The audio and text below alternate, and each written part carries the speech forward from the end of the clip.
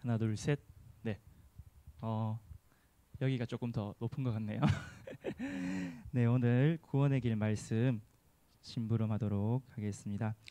제가 준비하면서 제 주요 사역 현장이 대학 현장이기 때문에 대학에서 만날 수 있는 대상을 두고 준비를 했기 때문에 이해하고 들어주시면 감사하겠습니다. 만나서 반갑습니다. 저는 선교제일교회 김성원 전도사라고 합니다. 오늘 여러분들에게 몇 가지 질문과 또 그 질문에 대한 답을 잠깐 나누고자 합니다. 여러분은 정말 평안하고 행복하십니까?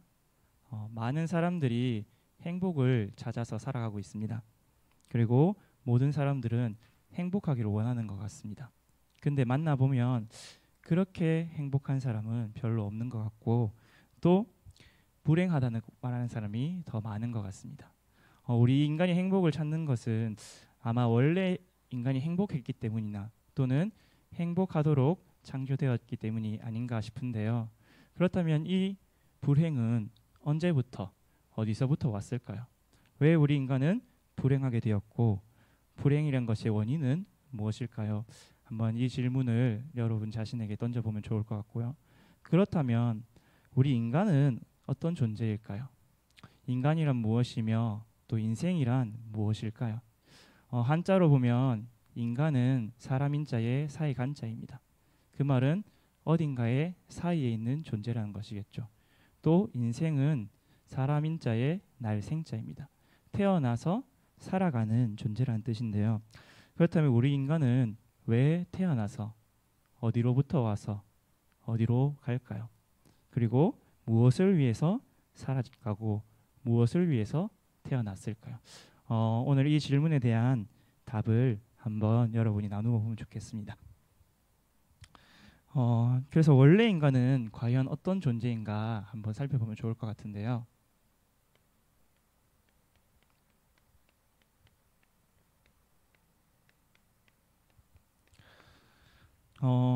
성경에 보면 원래 인간에 대해서 이렇게 말씀하고 계십니다. 하나님께서 인간을 창조하셨다고 말씀하고 계십니다.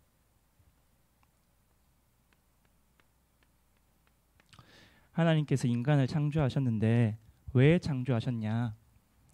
창세기 1장 26절에 보니까 하나님이 창조하신 이 세계를 대신 다스리게 하시려고 창조하셨습니다. 창세기 1장 26절에는 우리의 형상과 우리의 모양을 따라 사람을 만들고 이 세상을 천지를 대신 다스리게 하시려고 만드셨다고 하셨습니다. 한마디로 하나님의 대리 통치자로 우리 인간을 창조하신 것입니다. 그리고 이때 하나님이 1인칭 복수를 쓰십니다. 우리가라는 단어를 쓰시는데요. 이 말은 처음부터 성부, 성자, 성령 삼위 하나님께서 우리를 창조하셨단 말입니다. 요한복음 1장에도 보면 예수님께서 태초부터 계셔서 창조 사역을 함께 하셨다고 말씀하십니다. 그리고 그러면서 하나님 우리의 형상이라고 말씀하시면서 27절에 하나님의 형상으로 지으셨다고 말씀하십니다. 창세기 1장 27절에 보면 하나님이 자기 형상 곧 하나님의 형상대로 사람을 창조하실 때 남자와 여자를 창조하셨다고 말씀하셨습니다.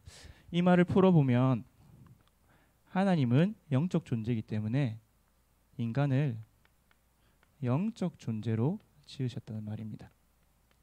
그래서 창세기 2장 7절에 보니까 하나님이 인간의 생기를 불어넣으심에 사람이 생명이 되니라 말씀하십니다. 그리고 또 한 가지 더 의미가 있는데 바로 하나님이 신이기 때문에 인간을 신적 존재로 지으셔서 하나님 자신과 교제하고 소통하도록 만드셨다는 것입니다. 요한복음 10장 34절에서 35절에 보면 예수님께서 이렇게 말씀하십니다. 예수께서 이르시되 너희 율법에 기록된 바 내가 너희를 신이라 하였노라 하지 아니하였느냐. 성경은 패하지 못하나니 하나님의 말씀을 받은 사람들을 신이라 하셨거든. 하나님께서 말씀하시고 반응하는, 또 하나님과 교제하고 소통하는 그런 존재로 지으시려고 우리를 하나님의 형상으로 지으셨습니다. 그래서 하나님께서 우리를 대리 통치자로 지으셨기 때문에 우리에게 통치할 수 있는 곳도 주셨죠. 창세기 2장 15절에서 20절에 보면 에덴 동산을 하나님께서 우리에게 주셨습니다. 거기서 무엇을 하셨냐? 한글 성경에는 경작이라고 되어 있는데 영어로는 사실 컬처라고 되어 있습니다. 그리고 킴 제임스 버전에 보면 이 에덴 동산을 드레스 잇, 꾸미다라고 되어 있습니다. 근데 히브리어로 경작은 아바드라고 해서 예배하다라는 뜻입니다. 하나님께서 에덴 동산을 경작하고 그 문화를 창조하는 것이 예배라고 말씀하시면서 결국 대리 통치자로 무엇을 하기로 하시냐? 하나님께 예배드림으로, 그 삶을 통해서 예배드림으로 하나님의 영광을 드러내시기를 원하셨습니다. 이것이 하나님이 사람에게 주신 인간의 축복이었고, 이것을 위해서 주신 것이 무엇이냐? 창세기 2장 18절에 아담이 그 사명을 감당하고 있을 때 주신 돕는 배필, 가정입니다. 그 가정을 무엇을 위해 주셨냐? 하나님의 사역 감당하는 동력을 위해서 가정을 하나님께서 허락해 주셨습니다. 그래서 인간은 이렇게 하나님과 함께, 또 하나님이 지어주신 가정과 함께 하나님이 대리 통치자로서 능력과 권세와 축복을 가지고 하나님과 소통하며 살아가는 존재로 창조되었습니다. 창세기 1장 28절에 보면 그래서 하나님 우리에 보고 축복과 동시에 명령을 주셨습니다. 생육하고 번성하여 땅에 충만하라. 땅을 정복하라. 바다의 물고기와 하늘의 새와 땅 위에 움직이는 모든 짐승들을 다스리라 하시니라. 이것이 하나님이 만드신 인간의 본질입니다. 그렇다면 우리 인간이 사람 인자에 사이 간자라는 이유도 알 수 있습니다. 우리 인간은 하나님과 세상의 사이에 있는 존재이기 때문입니다. 하나님의 대리 통치자로서 세상을 다스리고 세상을 아름답게 꾸며서 하나님께 영광 올려드리는 그런 존재로 하나님 우리를 지으시고 축복하시고, 이렇게 할 때 참된 행복할 수 있도록 지으셨습니다. 그런데 우리에게 왜 이렇게 불행이 왔을까요? 왜 인간은 행복하지가 않을까요? 제가 많은 성도님들을 만나봐도 늘 행복하다고 말씀하시는 분은 참 보기 힘든 것 같습니다. 그리고 대학생 여러분들도 행복하다고 자신 있게 나는 정말로 내 인생이 행복하다고 말할 수 있는 사람은 별로 없으실 것입니다. 왜 우리 인간에게 불행이 왔을까요? 그것은 바로 인간에게 문제가 왔기 때문입니다. 근데 그 문제는 어떤 문제냐? 최초의 문제이면서 우리 인간의 모든 문제의 근본이 되는 근본 문제입니다. 우리 인간이 하나님과 함께 하나님의 말씀에 순종하며 살아야 되는데 문제가 오게 된 이유가 있습니다. 먼저 첫 번째로 알아야 될 것이 창조 이전에, 인간이 창조 이전에 일어났던 사건이 있습니다. 그것은 바로 천사가 타락한 사건입니다. 창조 이전에 하나님의 심부름꾼으로 천사를 지으셨는데 그 타락한 천사가 있었습니다. 그 이름이 계시록 12장 9절에 보니까 큰 용, 곧 예뱀이라고도 하고 사탄이라고도 하며 마귀라고도 하는 존재 있었습니다. 용이라고도 하였고 뱀이라고도 하였으며 사탄이라고도 하고 마귀라고도 합니다. 이 존재가 먼저 있었습니다. 그런데 이 존재는 어디에 있었냐? 계시록 12장 7절에서 9절에 보니까 하늘에 있었다가 땅으로 떨어졌다고 하였습니다. 근데 하나님은 창세기 1장 2절에 보니까 이 땅이 흑암, 혼돈, 공허했다 했습니다. 땅이 혼돈하고 또 공허하며 흑암이 깊음 가운데 있었습니다.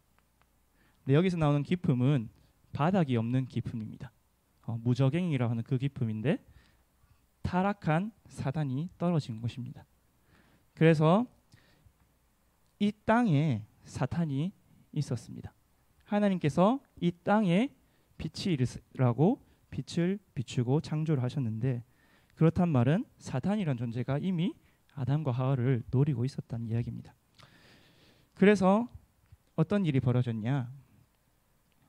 창세기 3장 1절에서 6절에 보니까 이 사단이 뱀을 이용해서 여자에게 접근을 했습니다.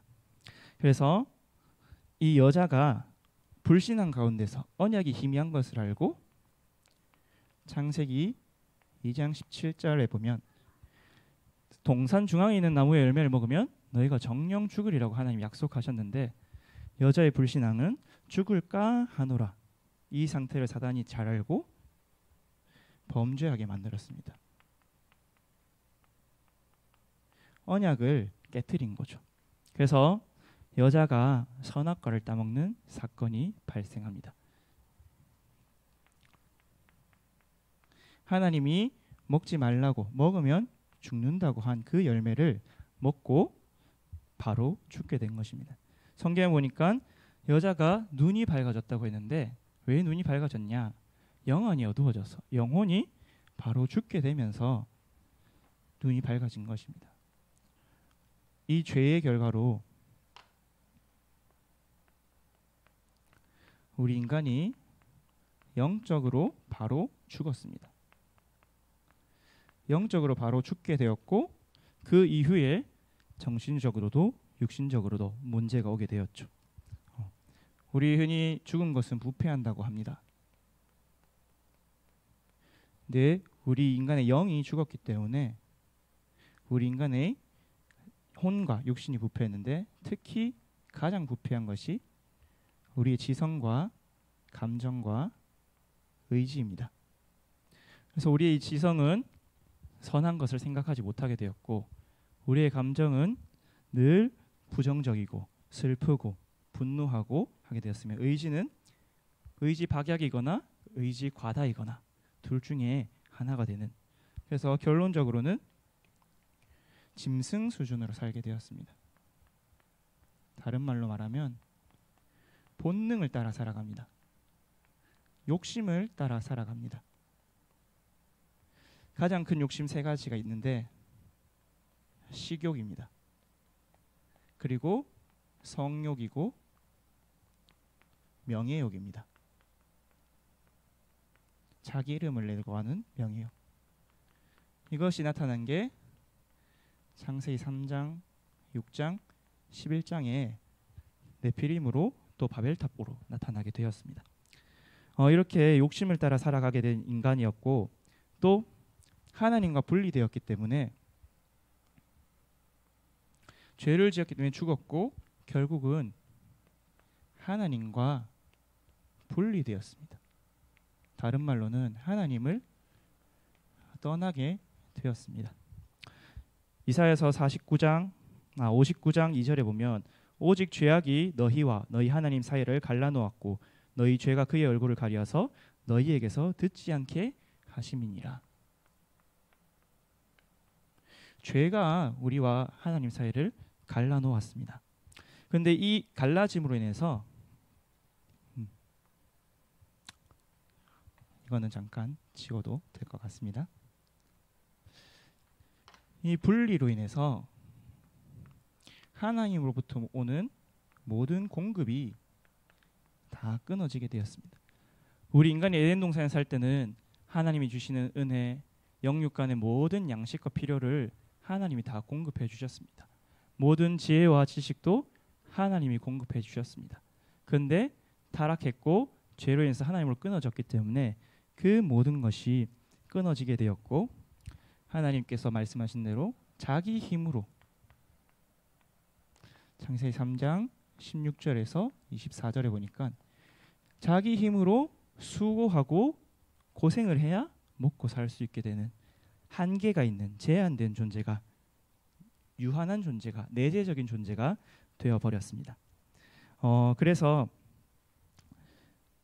그 결과 인간은 아까 전에 땅이 흑암 혼돈 공허라고 했죠. 땅으로 쫓겨가게 됐습니다.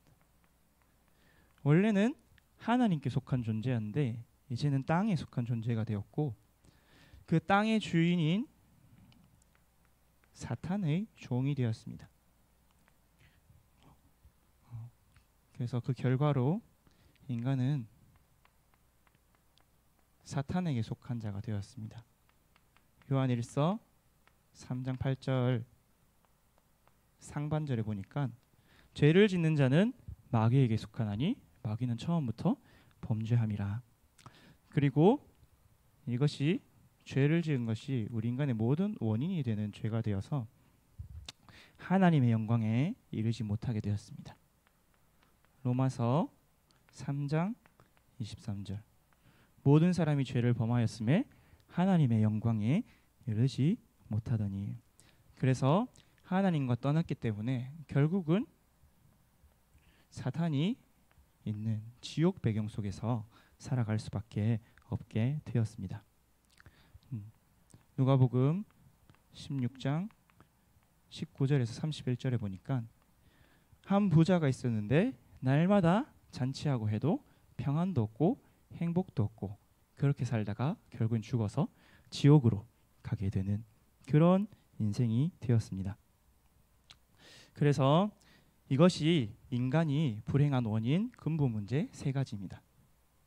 사탄이란 존재가 우리를 속여서 하나님께 범죄하게 만들었고 죄로 인하여 하나님과 분리되게 만들었고 그래서 결국은 죄인이 되어 형벌 속에서 살아갈 수밖에 없는 그런 존재로 만들었습니다.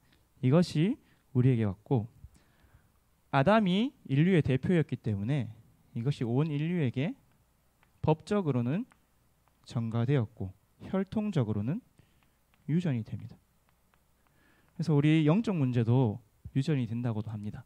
부모님이 중독 속에 빠진 집안은 자식도 중독입니다.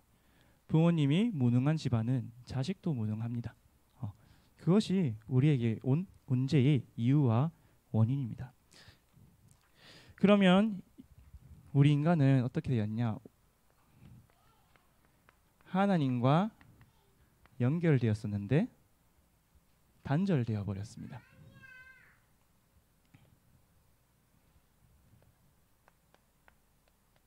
그래서 여기서 이렇게 가려고 해도 갈 수 없는 존재가 되었고 또 마귀의 종이 되었기 때문에 마귀의 지배, 정복해서 다스림을 받게 될 수밖에 없습니다. 정복해서 다스려야 할 인간이 마귀의 종이 된 것입니다. 하나님을 떠난 인간의 상태가 어떻냐? 쉽게 말해서 하나님을 믿지 않기 때문에 불신자라고 합니다. 불신자의 상태가 있습니다. 이것이 우리 불행의 원인이고 오늘의 현 주소입니다. 불신자 상태는 앞서 말씀드렸지만 죄를 지었기 때문에 세상 임금의 마귀이기 때문에 마귀의 자녀가 되었습니다. 그래서 요한복음 8장 44절에 보면 너희는 너희 아비 마귀에게서 났으니 너희 아비의 욕심대로 행하고자 하느니라. 그 아비의 욕심대로 창세기 4장 8절에 보니까 인류 최초의 살인 사건이 일어납니다. 왜? 마귀는 처음부터 살인한 자여 거짓말쟁이라고 했기 때문에. 그리고 창세기 6장 5절에 보니까 인간이 생각하는 모든 것이 악하고 거짓되었다고 성경은 이야기하고 있습니다. 그리고 이 마귀의 자녀가 되다 보니까 마귀의 종이 되다 보니까 당연히 무엇을 하냐? 이 마귀와 또 마귀의 자녀인 귀신과 교제하게 됩니다. 하나님과 소통하고 하나님과 교제하게 창조되었던 우리 인간이 귀신과 교제하게 됩니다. 이것을 다른 말로 우상 숭배라고 합니다. 고린도전서 10장 20절에 보니까 대저 이방인의 제사하는 것은 귀신에게 하는 것이요 사람에게 하는 것이 아니니 나는 너희가 귀신과 교제한 자가 되지 않기를 원한다고 했습니다. 귀신과 교제하면 할수록 더 귀신에게 착취를 당하게 되겠죠. 고린도전서 12장 2절에는 이렇게도 말씀하고 있습니다. 너희도 알거니가 너희가 이방인으로 있을 때는 말 못하는 우상에게로 끄는 그대로 끌려갔느니라. 우상 숭배하는 인생이 되어서 우상이 끌면 그대로 끌려갑니다. 이것을 우리나라 말로는 운명사주팔자라고 합니다. 그리고 에베소서 2장 2절에 보니까 그때에 공중권세 잡은 자 아래 사로잡혀서 세상 풍조를 따라간다고 합니다. 여기서 말하는 세상 풍조는 우리가 흔히 아는 미신 또는 우리의 운명이라고 하는데 다른 말로는 마귀의 법입니다. 여러분 가운데 이런 이야기를 많이 들어봤을 것입니다. 무당이 하라는 대로 안 했는데 재앙이 왔다. 무당의 말대로 했는데 잘 풀렸다. 무당이 구타라해서 구출했는데 오히려 문제가 해결되었다. 그것은 왜 그러냐면 여러분이 마귀의 자녀이고 귀신이기 때문에 마귀 말을 잘 들어야 돼요. 마귀 말을 안 들으면 벌 받아요. 근데 마귀 말을 잘 들으면 끝에는 어떻게 될까요? 마귀는 결국 망하는 존재이기 때문에 같이 망합니다. 그래서 우상숭배 많이 하는 집안, 예를 들어서 무당 자녀나 종갓집 종손을 보면 문제 없는 집이었고 그 문제도 그냥 문제가 아니라 심각한 영적 문제와 육신의 문제가 함께 동반되고 있습니다. 이것이 불신자의 두 번째 상태이고 당연히 귀신과 교제하면 평안하지 않겠죠. 또 종노릇하고 있으니까 평안하지 않겠죠. 하나님을 떠나서 원수의 아래서 있으니까 평안하지 않겠죠. 정신의 문제가 올 수밖에 없습니다. 성경은 마태복음 11장 28절에 보면 우리 인간을 보고 수고하고 무거운 짐진 자라고 이야기하고 있습니다.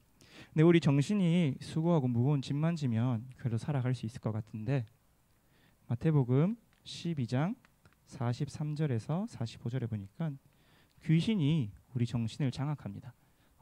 우리가 명상을 해서 수행을 해서 구슬해서 귀신을 쫓아내면 그것보다 더 악한 귀신 7이 또 들어옵니다. 점점 더 그 형편이 어려워집니다.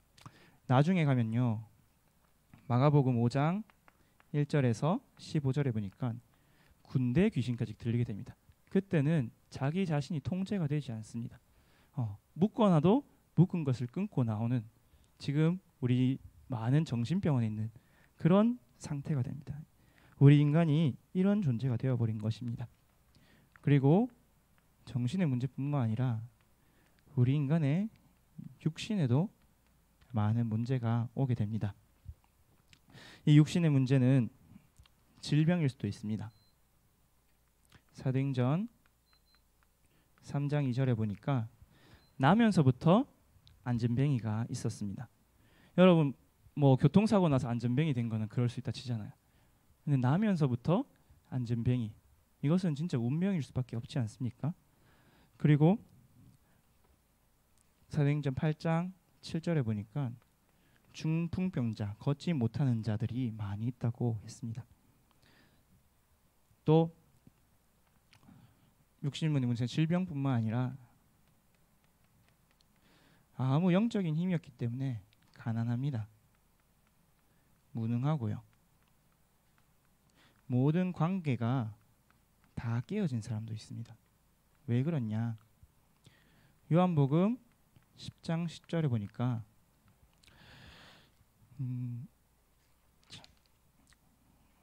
도둑이 오는 것은 도둑질하고 죽이고 멸망시키려는 것뿐이요. 사단은 도둑이라고 하였습니다.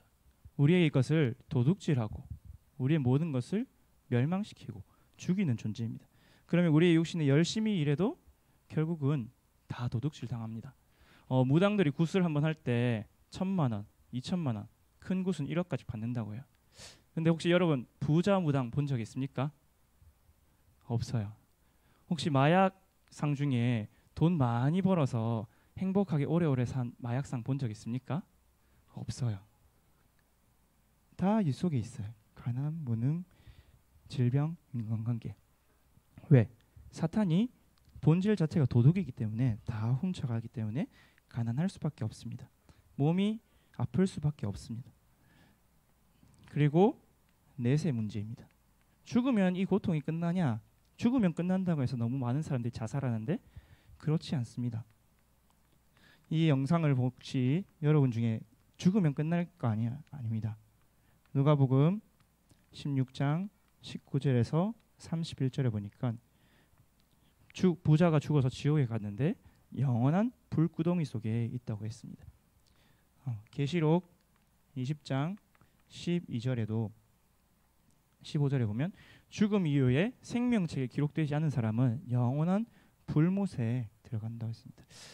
많은 통계들이 그렇게 이야기하더라고요. 사람이 겪는 고통 중에 제일 아픈 고통이 뭐냐? 바로 불에 타는 자기열통이래요. 근데 죽어서 지옥에 가면 영원히 불에 탑니다.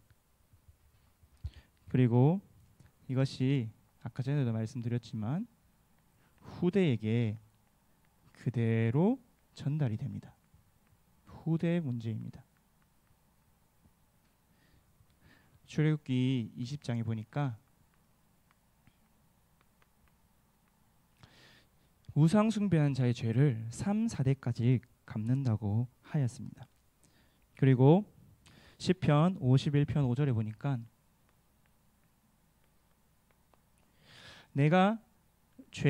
내 어머니가 죄악 가운데서 나를 잉태하였으며 내가 죄악 가운데서 출생하였나이다. 태어날 때부터 죄인입니다. 이렇게 불신자의 인생이 되어버렸습니다. 우리가 하나님을 섬겨했고 하나님과 함께하는 그런 축복된 존재인데 진리가 없고 살인하는 자는 마귀의 자녀가 되어버렸고, 그렇다 보니까 당연히 그와 교제하며 그를 섬기고 끌려가야 됩니다. 그리고 이 모든 것 가운데 우리의 평안이 없고 행복이 없고 안식이 없어서 정신의 문제 속에 살아가게 됩니다. 거기에 더불어서 육신의 문제, 질병과 가난과 무능과 삶 자체가 무너지는 그런 인생이 되어버렸습니다. 그래서 죽으면 끝나는 것 같은데 아닙니다. 죽음 이후에는 심판이 있고 심판 이후에는 영원한 지옥이 있습니다. 그리고 나만 죽으면 끝이 아니라 우리 후대의 후대까지 저주와 재앙 속에서 그대로 살아가게 됩니다. 이것이 하나님을 떠난 우리 인간의 상태입니다. 그래서 우리 인간은 많은 노력을 하고 살아갑니다. 이것을 떠나서 하나님께 가보려고 많은 노력을 했는데 그 노력들은 하나도 닿을 수가 없습니다. 많은 사람이 착한 일을 하면 내가 여기서 해방되지 않을까라고 이야기합니다. 하지만 성경은 이렇게 말합니다. 이사야서 64장 6절에 우리는 부정한 자 같아서 다 더러운 옷과 같고 시든 잎사귀 같이 죄악의 바람에 몰려간다. 더러운 옷을 입으면 우리가 아무리 깨끗하게 하려도 깨끗해질 수가 없겠죠. 우리 인간 존재 자체가 이미 죄인이기 때문에 선행을 해도 그것은 선이 아닙니다. 로마서 10장 10절에서 12절에 보니까 의인 없나니 하나도 없으며 그리고 선행을 행하는 자도 하나도 없다. 만약 여러분 가운데 나는 선행을 했다. 그럼 잘 생각을 해보십시오. 그것이 과연 그 사람을 위한 순수한 선행인지, 안 그럼 나의 만족과 나의 구원을 위해서, 나의 공덕을 쌓기 위해서 행한 나를 위한 위선이었는지. 참된 하나님 떠난 인간에게 참된 선행이란 없습니다. 그리고 또 많은 사람들이 철학을 통해서 인생이란 무엇인가, 우리 인간이란 무엇인가, 또는 공부를 많이 해서 내가 공부를 많이 하고 머리가 좋아지면 많은 지식을 쌓으면 내가 몰라서 이 문제에 빠져 있는 것이 아닌지, 알기만 하면 해방될 수 있는지 많은 공부를 해봅니다. 철학을 해봅니다. 하지만 이것은 골로새서 2장 8절에 보니까 헛된 속임수라고 했습니다. 또 초등 학문이라고 했습니다. 이 말은 뭐냐면 아무리 공부를 해도 구원에 이르는 지식에 이를 수 없다는 말입니다. 이사야서 59장 10절에 보니까 우리가 맹인같이 담을 더듬고 눈 없는 자같이 두루 더듬으며 낮에도 황혼같이 넘어지나니 맹인이라고 했습니다. 맹인. 여러분 맹인은 길을 찾을 수가 없죠. 지팡이 의지해서 누군가 점자 블록으로 해놓은 그곳만 갈 수 있습니다. 맹인은 스스로 길을 찾을 수가 없습니다. 그리고 또 종교를 가지기도 해봅니다. 내가 종교 생활을 열심히 하면, 공덕을 열심히 쌓으면 이 길을 찾을 수 있지 않을까? 하지만 성경은 이렇게 합니다. 천하 사람 중에 구원을 받을 만한 다른 이름이 없다. 공자도 석가도 마호메트도 문선명도 이만희도 구원의 길이 될 수가 없습니다. 그리고 아까 전에도 말씀드렸지만 마태복음 12장 43절에서 45절 많은 수행을 하고 명상을 하고 하면 할수록 더 악해집니다. 더 상태가 안 좋아집니다. 기독교는 종교 아닌가요? 기독교도 종교 이런 이야기를 해드리고 싶어요. 기독교인 중에 종교인도 있고 종교가 아닌 사람도 있다.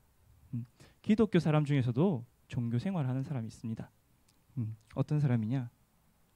로마서 3장 20절처럼 하나님 말씀 다 지키고 살면 구원받겠지. 율법을 다 지키면 구원받겠지.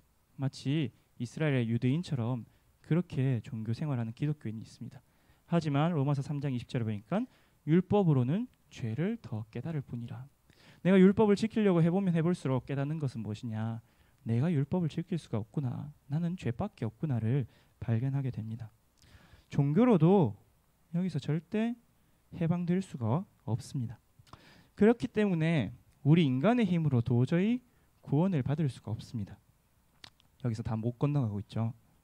그래서 하나님이 사람에게 직접 찾아오셨습니다. 그것이 하나님으로부터 오는 구원입니다. 원래 인간의 노력이 4번이었는데 4번 못 가는 걸로 해놓고 5번입니다. 하나님으로부터 오는 구원이 무엇이냐? 그것이 바로 복음입니다. 복음은 한자어고 우리말로 풀면 기쁜 소식이죠. 하나님으로부터 오는 기쁜 소식이 있습니다. 하나님께서 우리 인간이 구원받지 못함을 보시고 직접 우리를 구원하시기로 하셨습니다. 이사야서 59장 16절에 보니까 사람이 없음을 보시며 중재자가 없음을 이상히 여기셨으므로 자기 팔로 스스로 구원을 베푸시며 자기 공의를 스스로 의지하사 하나님의 팔로 하나님의 공의로 우리를 구원하시기로 하셨습니다. 그래서 그 방법은 요한복음 3장 16절입니다. 하나님이 세상을 이처럼 사랑하사 독생자를 주셨으니 이는 누구든지 그를 믿는 자마다 멸망치 않고 영생을 얻게 하려 하심이라. 하나님께서 그 아들을 보내셔서 우리 인간을 구원하시기로 하셨습니다. 그런데 우리 인간에게 세 가지 문제가 있다고 말씀을 드렸죠.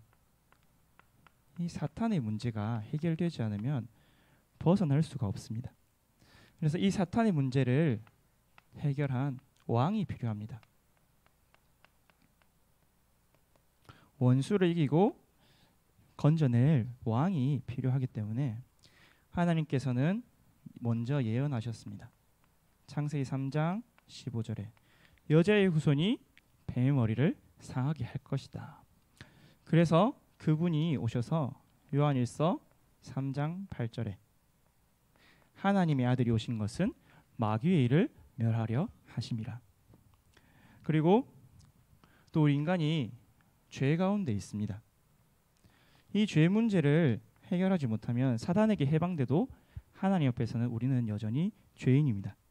그래서 이 죄 문제를 해결하기 위해서는 누가 필요하냐? 구약 시대 때는 제사장이 해결해 주었습니다.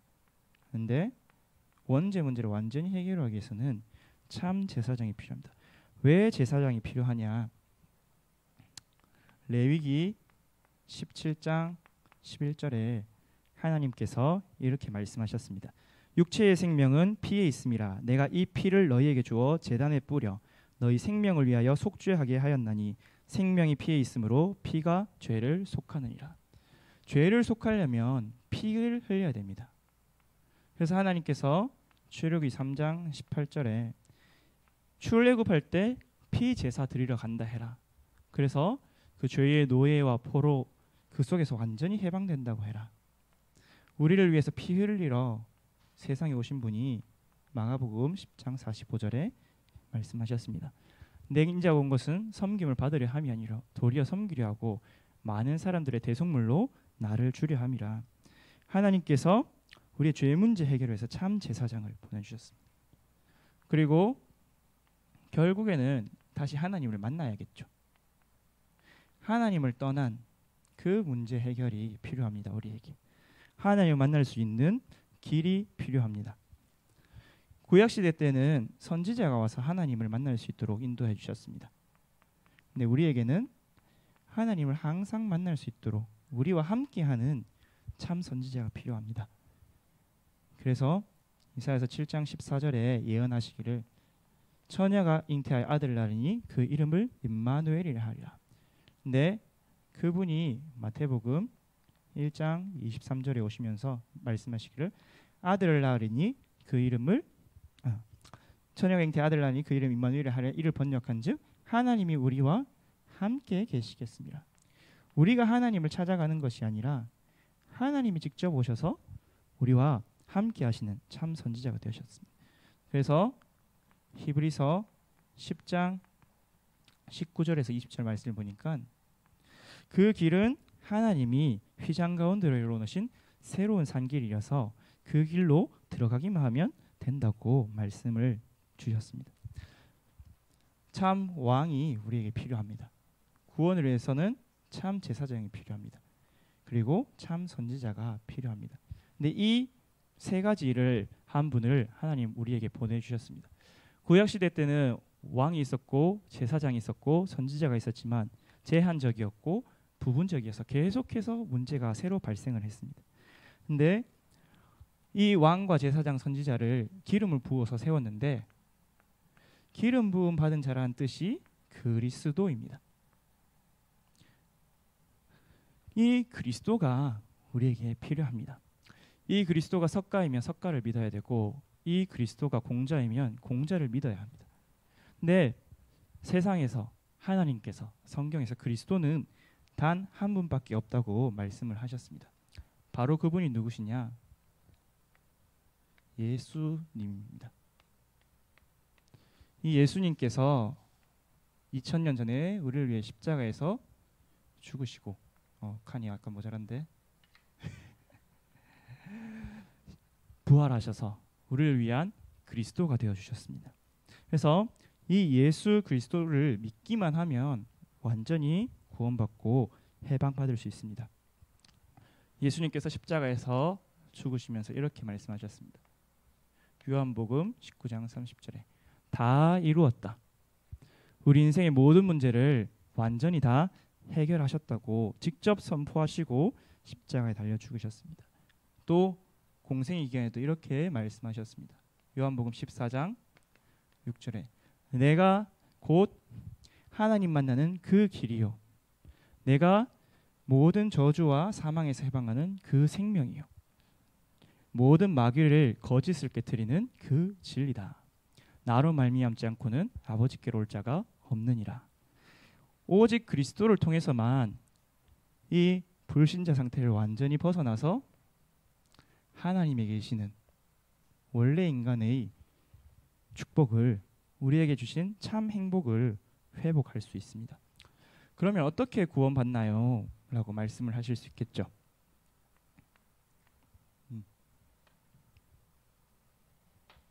그러면 이 예수님이 나를 위해 오신 그리스도라는 걸 알겠어요. 그럼 내가 이 예수님을 믿으려면 어떻게 해야 되나요? 내가 구원받으려면 어떻게 해야 되는 질문이 나오겠죠. 하나님은 그것을 아시고 정말로 쉬운 방법을 주셨습니다.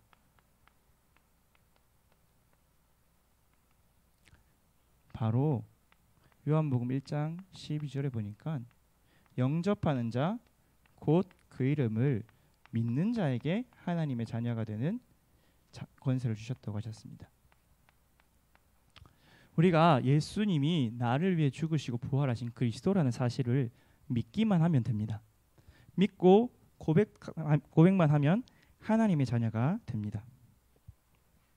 그래서 요한계시록 3장 20절에도 내가 문 밖에 서서 두드리노니 누구든지 내 말을 듣고 마음의 문을 열면 내가 그에게로 들어가 그와 더불어 먹고 마시리라. 우리가 우리 마음 문만 열고 예수님을 주인으로 모셔드리기만 하면 됩니다. 또 믿음과 함께 로마서 10장 9절에 보니까 그냥 예수 이름을 부르기만 하면 된다고 말씀하셨습니다. 내가 만일 내 입으로 예수를 주로 시인하여 또 하나님께서 그를 죽은 자 가운데서 살리신 것을 내 마음에 믿으면 구원을 받으리라. 사람이 마음으로 믿어 의에 이르고 입으로 시인하여 구원에 이르니라. 13절에는 누구든지 주의 이름을 부르는 자는 구원을 받으리라. 그래서 예수 그리스도 이름을 여러분이 고백하기만 해도 구원을 받을 수 있습니다. 혹시 나는 구원받은 게 의심스러워요. 믿고 구원받았는데 전혀 모르겠어요. 그런데 하나님께서 그것을 위해서 확실한 예식도 허락하여 주셨습니다. 마가복음 16장 16절에 보니까 누구든지 믿고, 먼저는 믿고입니다. 세례를 받는 자는 구원을 받으리라. 여러분 예수 그리스도를 믿고 세례를 받을 때 하나님이 구원을 주신다 하셨는데 왜 세례이냐? 베드로전서 3장 21절에 이렇게 말씀하고 계십니다. 물은 예수 그리스도께서 부활하심으로 말미암아 이제 너희를 구하는 표니 곧 세례라. 이는 육체의 더러운 것을 제하여 버림이 아니요 하나님을 향한 선한 양심의 간구이니라. 우리가 세례 받는다고 구원 받는 게 아닙니다. 죄가 씻기는 게 아닙니다. 물이라는 매개를 통해서 하나님 향해 간구하는 것입니다. 내가 정말 구원받기로 원하고 그리스도를 믿기 때문에 하나님, 내가 하나님 앞에 나와 세례를 받습니다. 그렇게 간구하는 것입니다. 이렇게 하면 믿고 세례를 받는 자는 하나님께서 구원을 받으리라고 성경에 확실히 말씀하셨습니다. 그래서 여러분이 지금 이 시간 내 마음속에 이 근본 문제에서 해방되어서 불신자 상태에서 해방되어서 하나님이 주신 원래 인간의 축복을 누리고 싶다 하시는 분은 저를 따라서 하나님을 예수 그리스도를 나의 주인으로 모시는 기도를 따라 하시면 되겠습니다.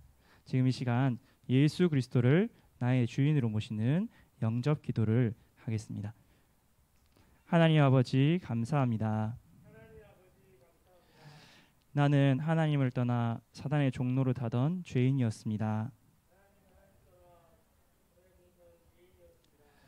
그런데 하나님께서 나를 위하여 하나님의 아들을 보내주셨습니다. 나를 위하여 이 땅에 오신 예수 그리스도께서 나를 위해 십자가에 죽으시고 부활하신 사실을 믿습니다.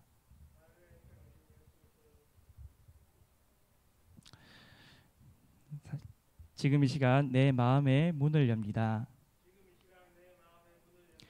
예수 그리스도께서 내 마음에 들어오셔서 나의 주인이 되어 주옵소서. 이제부터 영원까지 나를 다스려 주시고 인도하여 주옵소서. 이제부터 하나님 자녀로 살아가게 하여 주옵소서. 나를 구원하여 주심에 감사드리며 예수 그리스도 이름으로 기도합니다. 아멘. 누구든지 그리스도 이름을 부른 자는 구원을 받는다고 하였습니다. 지금 이 시간 진정으로 믿고 영접하셨다면 하나님의 자녀가 되었습니다. 그렇다면 하나님의 자녀에게 하나님이 회복시켜 주시고 또 더하여 주시는 축복이 있습니다.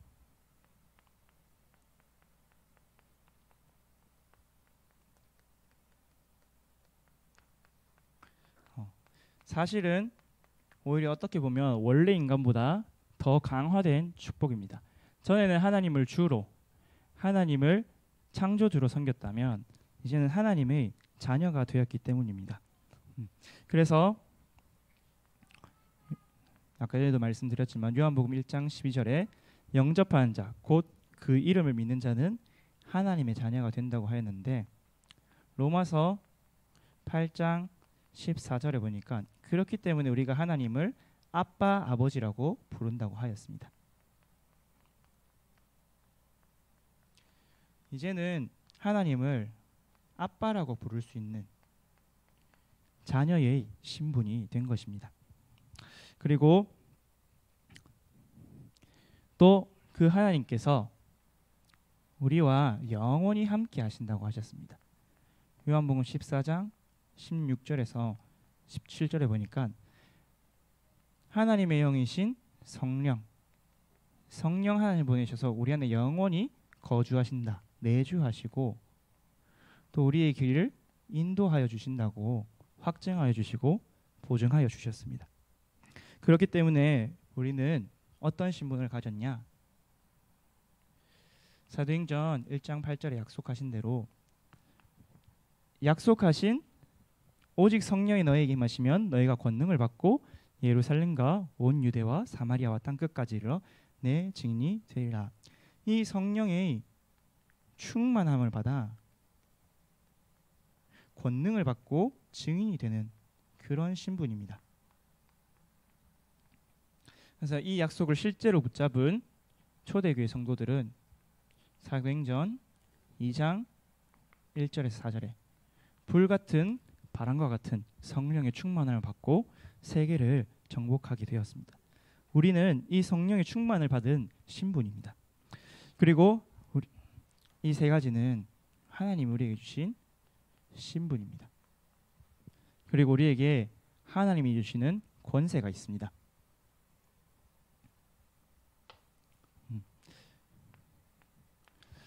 그 권세가 무엇이냐? 전에는 우리를 다스리던 원수 마귀를 완전히 제어하고 결박하고 쫓아낼 수 있는 권능입니다. 누가복음 10장 17절에서 19절에 보니까 예수님께서 70인 제자를 보내시고 돌아오면서 보고하는 내용이 나옵니다. 70인이 기뻐하며 돌아올 때 주여 주의 이름이면 귀신들도 우리에게 항복하더이다. 예수께서 이르시되 사탄이 하늘로부터 번개같이 떨어지는 것을 내가 보았노라. 내가 너희에게 뱀과 정갈을 밟으며 원수의 모든 능력을 제할 권능을 주었으니 너희를 해칠 자가 결코 없으리라. 우리의 원수 사탄을 완전히 결박하고 제어할 권능을 주셨는데 그게 바로 예수 이름입니다. 우리가 예수 그리스도 이름으로 사탄을 제어하고 결박할 수 있는 권능을 구원받은 우리에게 받았습니다. 주셨습니다. 그리고 또한 그것뿐만 아니라 아까 전에 처음에 말씀드렸는데 우리를 하나님께서 하나님의 심부름꾼인 천사를 보내어 지키시고 보호하시고 인도하십니다. 히브리서 1장 14절에 보니까 모든 천사는 하나님이 부리시는 영으로서 구원받을 후사를 섬기라고 보내심이 아니냐. 영적 존재인 천사가 눈에 보이지 않게 여러분을 지키고 돕고 보호하고 섬깁니다. 이 사실을 우리가 누릴 때 성경 속에 많은 그 응답을 받은 사람처럼 천사의 도움을 받고 누리게 됩니다. 이것이 하나님 우리에게 주신 권세입니다. 하늘나라 보디가드가 우리에게 있습니다. 심지어는 어떠냐? 아주 작은 어린아이에도 있습니다. 마태복음 18장 10절에 보니까 이 작은 자 중 하나라도 업신여기지 말라. 이들의 천사가 하나님이 하늘에 계신 하늘 아버지를 항상 배움느니라 했습니다. 우리를 지키는 천사가 하늘에 계신 하나님께 항상 보고를 하면서 우리를 지키시고 보호하시고 인도합니다. 그리고 이제는 우리가 더 이상 지옥 권세 아래 있지 않습니다. 우리는 구원받은 하나님의 자녀요, 하나님의 천국 시민권 가진 자입니다. 이 천국 시민권 가진 자로서 우리는 하나님 나라의 축복을 죽어서도 천국에 가지만 이 땅에서 하나님 나라의 축복을 누릴 수 있습니다. 마태복음 12장 28절에 보면 내가 성령을 입어 귀신을 쫓아낸 것이면 하나님 나라가 이미 너희에게 임하였느니라. 하나님 나라 임하면 어떻게 되냐? 강한 자의 것을 강탈해 올 수 있습니다. 사단의 것을 빼앗아 올 수 있습니다. 그렇기 때문에 예수님은 기도를 가르치실 때 마태복음 6장 10절에 하나님 나라가 임하도록 기도해라, 그렇게 말씀하셨습니다. 그리고 마지막으로 우리에게 이 복음으로 하나님 나라로 세계를 정복할 수 있는 권세와 사명을 주셨습니다. 우리 마태복음 24장 14절에 보면요, 여러 가지 재앙들이 오지만 이 천국 복음이 모든 민족에게 증거된 이후에야 끝이 온다고 하셨습니다. 그래서 예수님께서 부활하시고 제자들에게 마지막으로 말씀하실 때 마태복음 28장 18절에서 20절에 보니까 그러므로 너희는 가서 모든 민족을 제자로 삼아 아버지와 아들과 성령의 이름으로 세례를 베풀고 내가 너희에게 분부한 모든 것을 가르쳐 지키게 하라. 또 마가복음 16장에 보니까 16장 15절에 너희는 온 천하에 다니면서 만민에게 복음을 전파하라고 하셨습니다.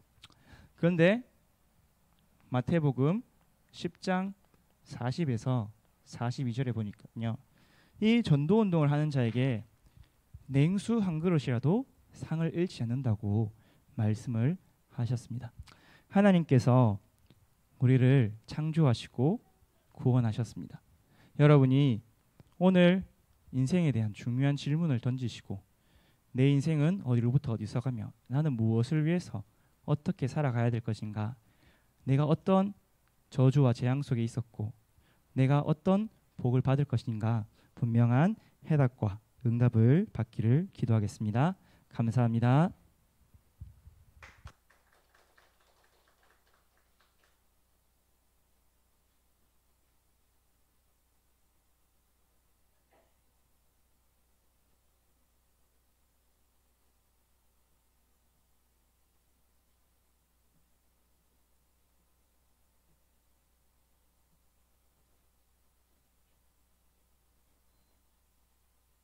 우리 찬송가 511장 다 함께 찬양 드리도록 하겠습니다. 찬송가 511장 예수 말씀하시기를 함께 찬양 드리고 기도하고 수요 기도에 마치도록 하겠습니다.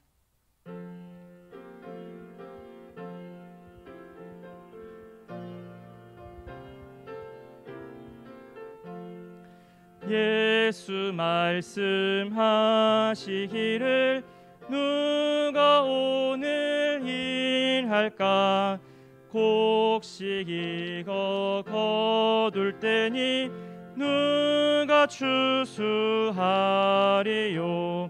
후한 상을 주시려고 일할 사람 부르니 주의 직분 맡으려고 대답하리 누구냐.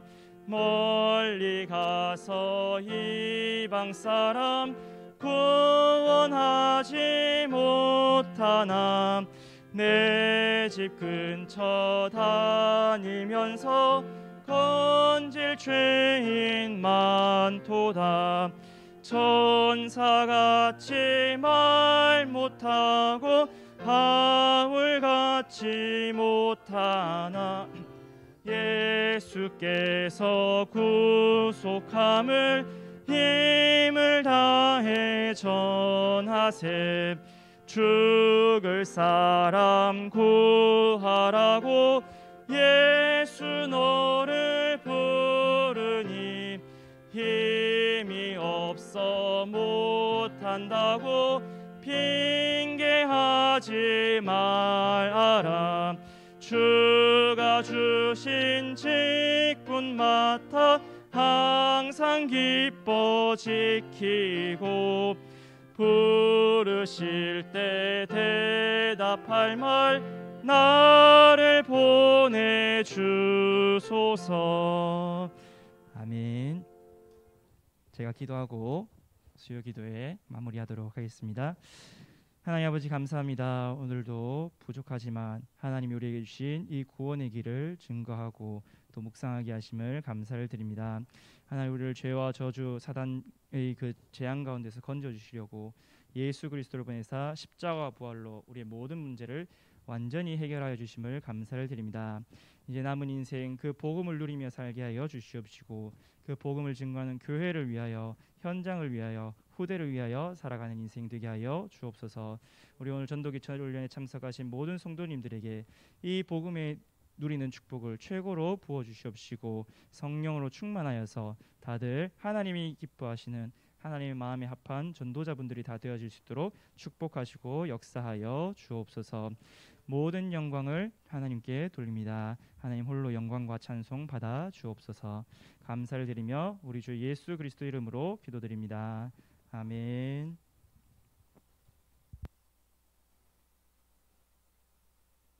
감사합니다.